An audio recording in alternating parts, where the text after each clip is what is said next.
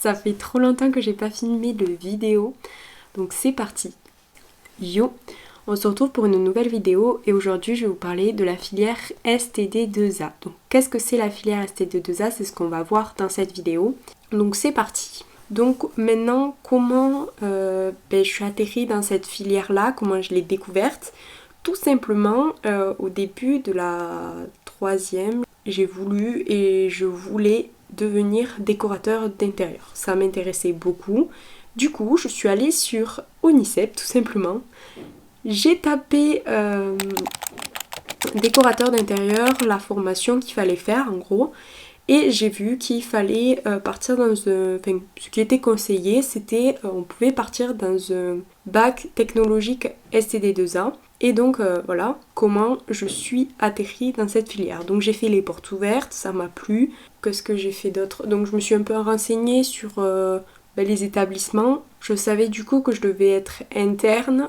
Et après du coup c'est parti. C'est comme ça que je suis rentrée en seconde et que je suis là maintenant à vous en parler.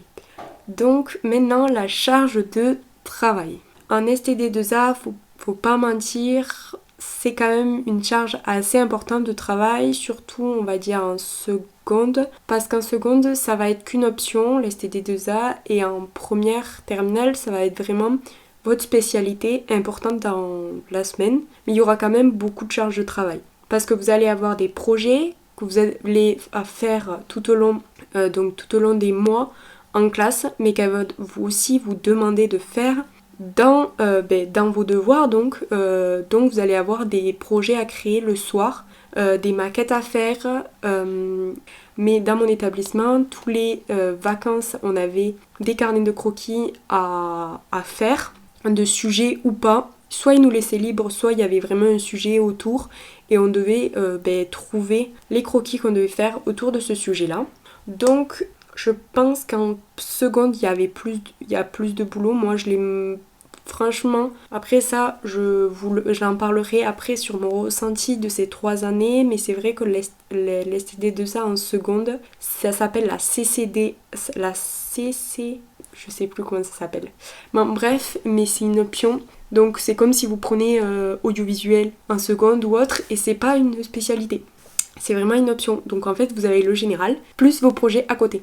Alors qu'en terminale et en première, vous avez certes le général et aussi votre spécialité, mais la spécialité, elle est quand même assez grande. Moi, en terminale, là, je fais 16 heures d'art appliqué par semaine. Et en première, je sais plus combien j'en faisais. Je crois que j'en faisais 10 à 12 heures par semaine. Donc c'est quand même important.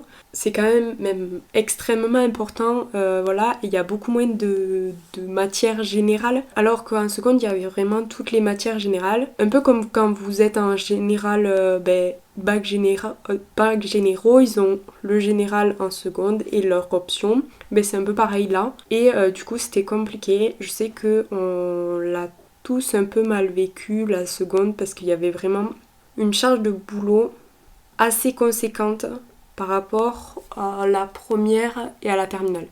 La terminale, il y en a un peu moins, je trouve, par rapport aux 2 autres années, mais elle y est quand même, la charge de travail, vous ne pourriez pas l'enlever, ça c'est sûr.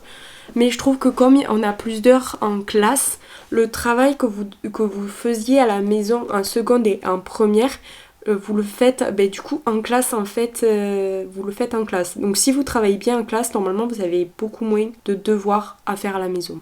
On va dire que les avantages, parce que je vous donne beaucoup d'inconvénients là, mais il y a quand même des avantages à avoir beaucoup d'heures, un projet assez long. Pour moi, pour ma part, les avantages, c'est une très bonne méthodologie, parce qu'à force de faire des projets, et beaucoup de projets qui sont assez longs, on arrive à évoluer, on va dire, petit à petit, mais on arrive à comprendre la méthodologie, ce que les profs demandent.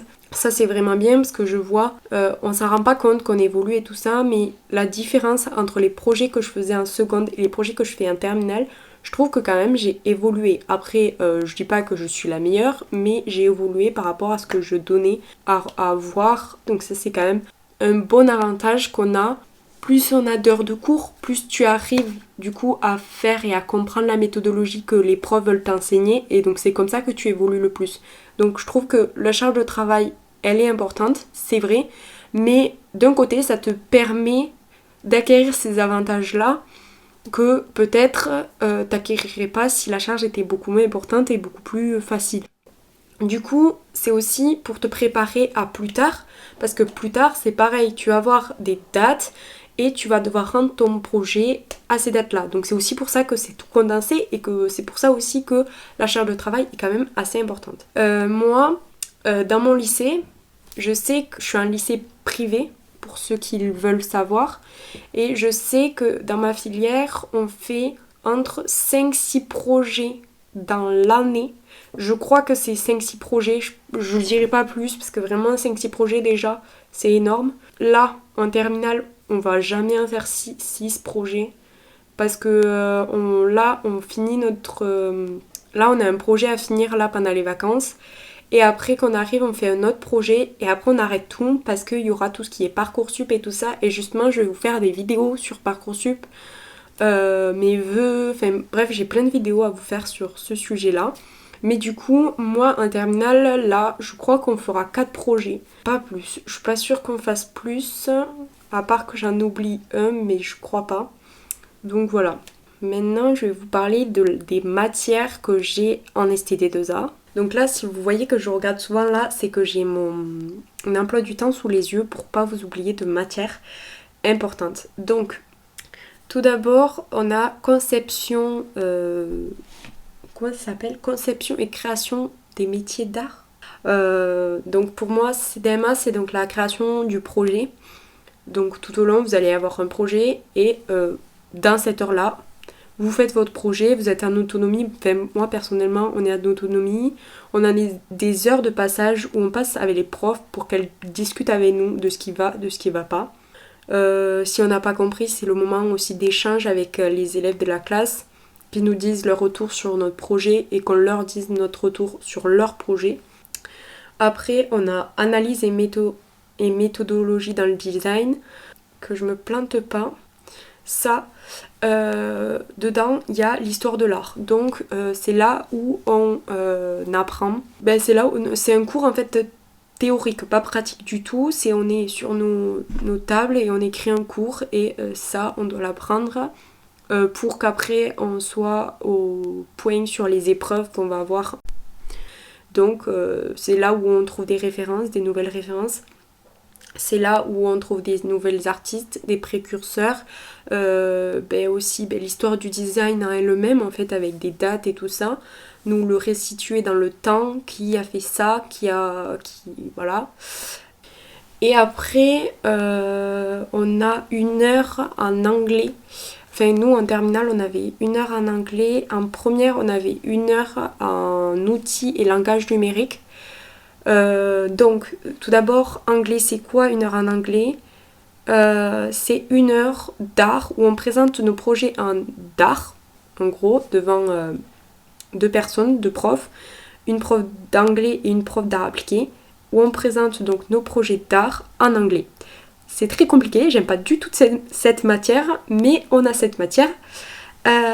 Donc comme je vous le disais, en première on a OLN, donc outils et langage numérique.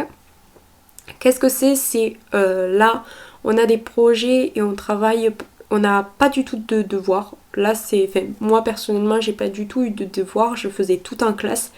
C'est vraiment 1 heure ou 1 heure et demie, je crois qu'on avait, je sais plus combien on avait.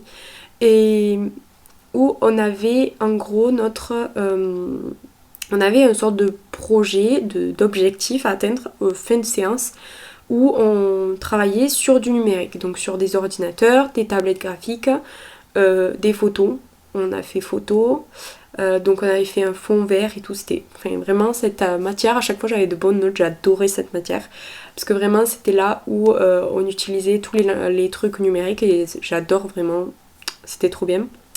Qu'est-ce qu'on avait en plus ? Je crois qu'en tout, c'est tout. Mais après, il y a toujours, dans une grosse matière, comme l'AMD, il y a toujours plein de petites matières, plein de petits cours différents dans ces grosses matières, en fait. On fait jamais la même chose dans les matières où on a toujours des heures, mais on a toujours les profs, personnellement, nous, elle nous donne dans notre lycée un planning de toutes les semaines, qu'est-ce qu'on a à faire, qu'est-ce qu'on va faire, et du coup on est préparé, et du coup c'est vrai qu'on n'a jamais toujours la même chose à faire, et que dans chaque matière ça change, à part vraiment l'histoire de l'art où c'est vraiment un cours théorique, donc là t'es sur ta table et t'écris. Création et design, ça aussi, la conception du projet, c'est voilà. Mais après, il y a toujours des petites matières qui se rajoutent ou pas. Enfin, vraiment, voilà. Après, en général, qu'est-ce qu'on a? On a des matières normales, en fait. Donc, vous avez l'espagnol, l'anglais, le PS. En première, vous avez la physique, que vous n'avez plus en terminale. En terminale, vous avez aussi donc les maths, que vous avez aussi en première. Donc vous avez la philo, et en première vous avez le français.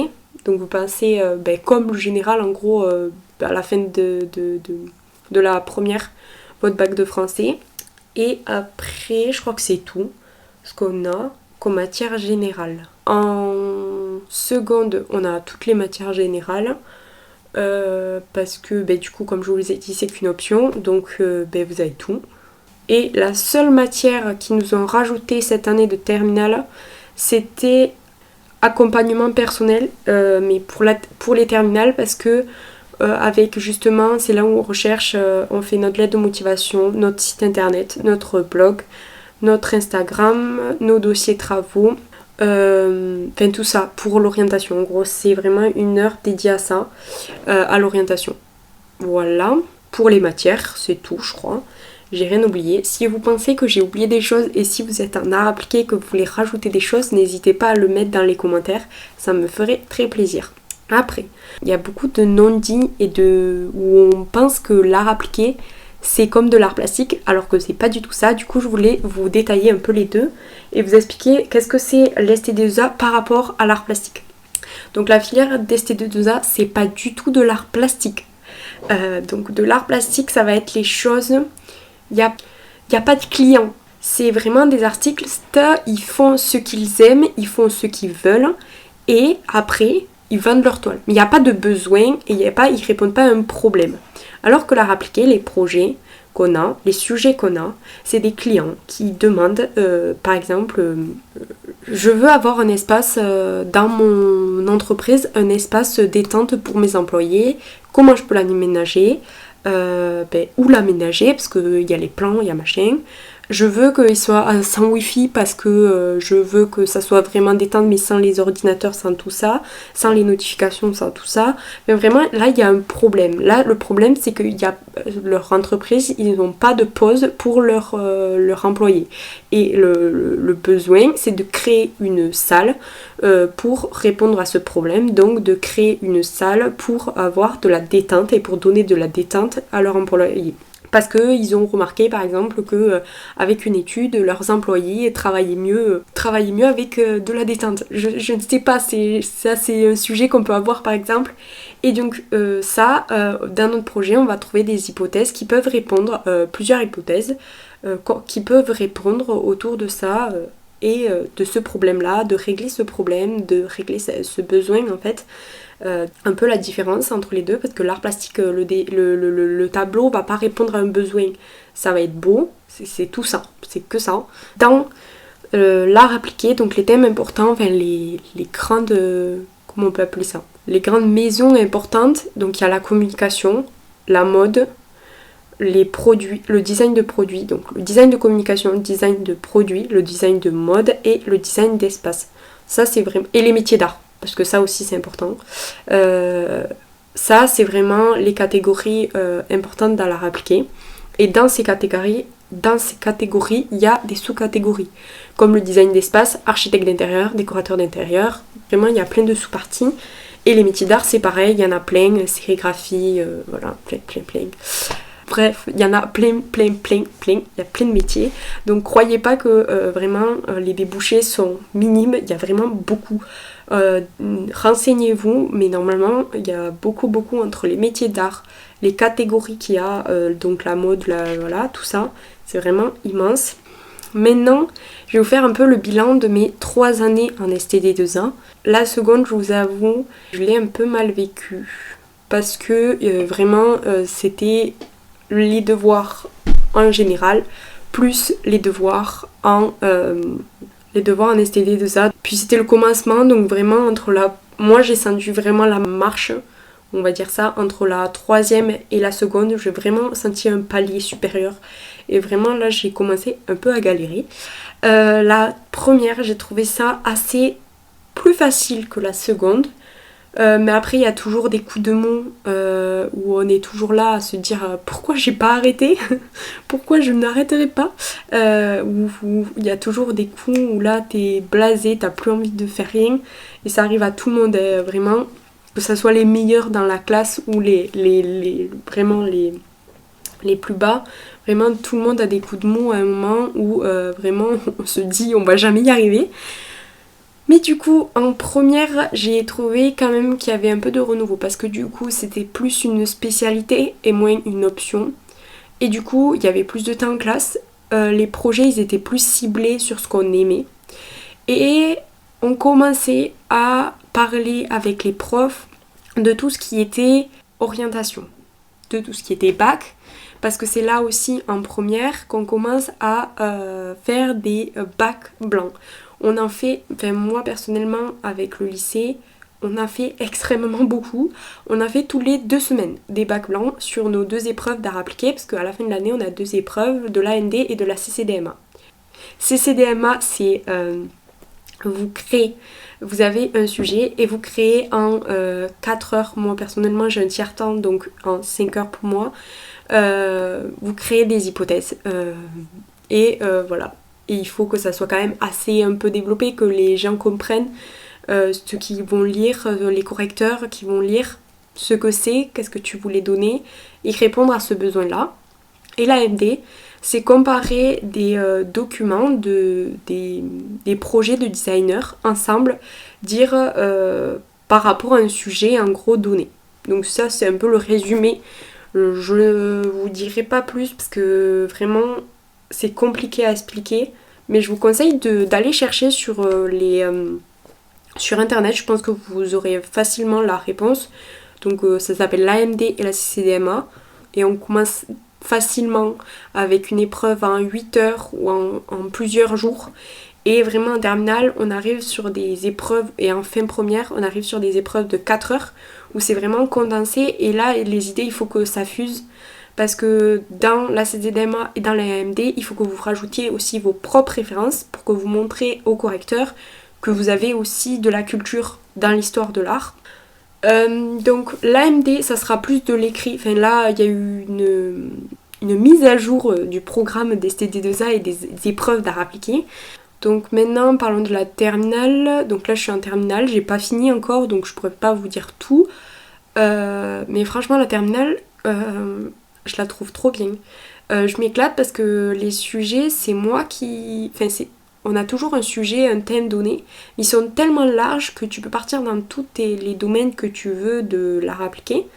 Les catégories que je vous ai dit tout à l'heure, c'est ça en fait. Vous pouvez partir dans tous les domaines et donc commencer à diriger vos projets vers...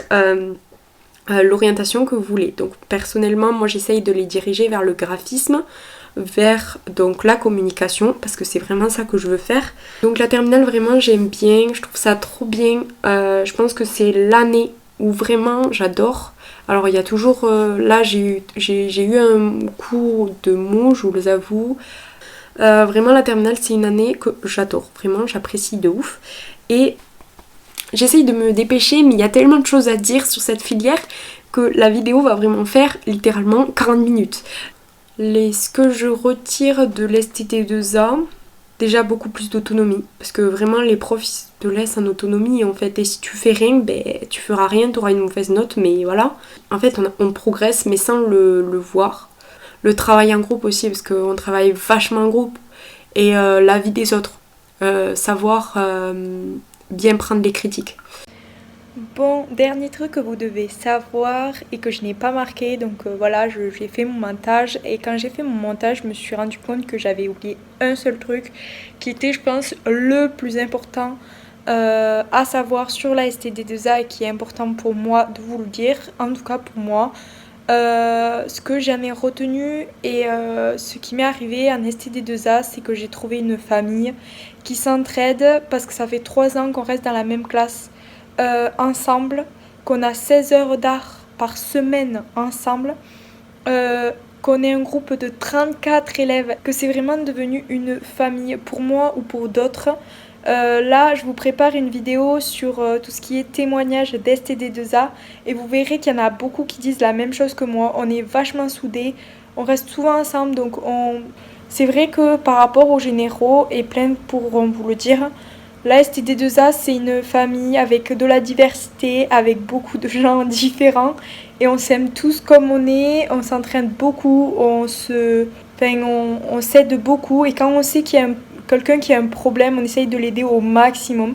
Donc je pense que c'est ça aussi que j'aurais aimé vous faire passer dans cette vidéo comme message, c'est si vous allez en STD2A, certes il y a beaucoup de devoirs, mais vous allez risquer de rencontrer des gens merveilleux, genre c'est là où j'ai rencontré la plupart de mes potes et c'est devenu, mais il n'y a rien à dire en fait. J'ai rencontré tellement de monde grâce à la STD2A, c'est vraiment trop cool. Grâce à ça aussi, on fait des projets en lien avec des professionnels. Il y a des gens qui viennent nous parler de céramique, de poterie, de tout ce que vous voulez. C'est vraiment trop cool, on apprend plein de techniques et tout ça. Donc vraiment, à côté du gros travail à faire sur les projets personnels et tout ça, il y a ce truc-là qui est vraiment important et que je voulais vous faire passer. Donc c'est pour ça que je reprends une dernière fois mon téléphone pour vous passer ce petit message avant de clôturer cette vidéo. Voilà. Donc j'espère que je vous ai pas trop ennuyé, que j'ai apporté les questions, voilà. Si vous avez des questions en plus, n'hésitez pas à les poser en commentaire. Je vous fais plein de gros bisous. Bisous, bisous. À une autre prochaine vidéo. Et comme je vous l'ai dit, j'essaye d'être le plus active possible. Donc je vais essayer de continuer à poster le plus de vidéos possible.